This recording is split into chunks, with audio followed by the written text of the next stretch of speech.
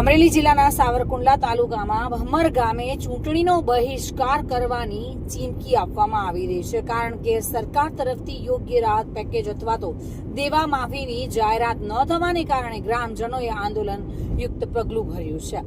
ખેડૂતોએ, પશુપાલકો અને ગ્રામજનોએ સરકાર પ્રત્યેની નારાજગી વ્યક્ત કરતા ચૂંટણીનો બહિષ્કાર કરવાનો ઐતિહાસિક નિર્ણય લીધો છે.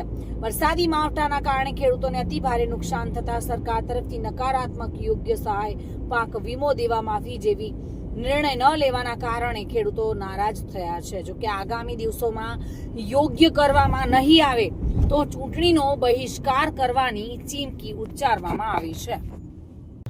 આજે બધા ગામના ભેગા થયા છે કે ભાઈ આ સરકારે જાહેર કરેલી છે સહાય પેકેજ માટે, પણ બરાબર કઈ બધી પેકેજ આપ્યું પણ કોઈ નારાજ છે બધા ગામના લોકો. બરાબર, એના માટે ભેગા થયા છે. આગામી રણનીતિ શું છે તમારી? આગામી અમને જો ન આપે તો અમે જો કોઈ પણ ચૂંટણી લડવા માટે ગામમાં કોઈને પ્રવેશ કરવા દઈશું નહીં, કોઈ મતદાન કરશું નહીં. કાર્યક્રમમાં ગામમાં બધા સમક્ષ ભેગા થયા છે અને આ જે પેકેજ આપ્યું છે એ પેકેજ સરકારે જે જાહેર કર્યું છે એ પેકેજ ને અમે ગણતરી કરી તો વીઘાના અત્યારે પાલાના 6000 રૂપિયા છે અને આ વીઘે 3500 રૂપિયા થાય છે.